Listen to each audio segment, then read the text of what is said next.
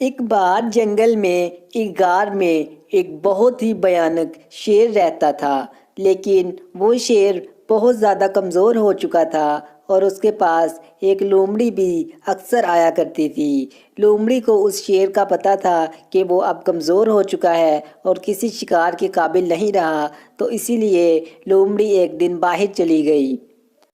دوسرے جانوروں کے پاس آ کر لومڑی انہیں بتانے لگی کہ شیر اب بہت زیادہ کمزور ہو چکا ہے اور وہ اب شکار کے بھی قابل نہیں رہا، تو تم لوگ جا کر اس کا پتہ کر لیا کرنا، پتہ نہیں وہ کب مر جائے، وہ بہت زیادہ کمزور ہو چکا ہے اور پیچھے ایک غار میں رہتا ہے۔ یہ کہنے کے بعد لومڑی وہاں سے چلی گئی۔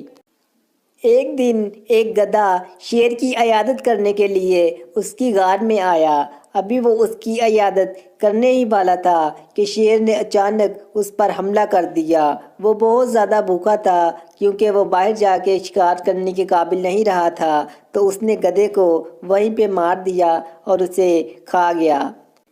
اسی طرح جب بھی کوئی جانور شیر کی عیادت کرنے کے لیے آتا تو شیر اس پر حملہ کر دیتا اور اسے مار دیتا اور اسے کھا کر اپنی بھوک مٹا لیتا۔ کافی دنوں تک شیر اپنا شکار ایسے ہی کرتا رہا اور زندگی گزارنے لگا، لیکن ایک دن وہ لومڑی اس غار کے پاس سے گزر رہی تھی کہ اس نے سوچا کیوں نہ آج شیر سے ملا جائے اور اس کی طبیعت کا پوچھا جائے، تو وہ لومڑی فوراً سے اس شیر کی غار کی طرف جانے لگی۔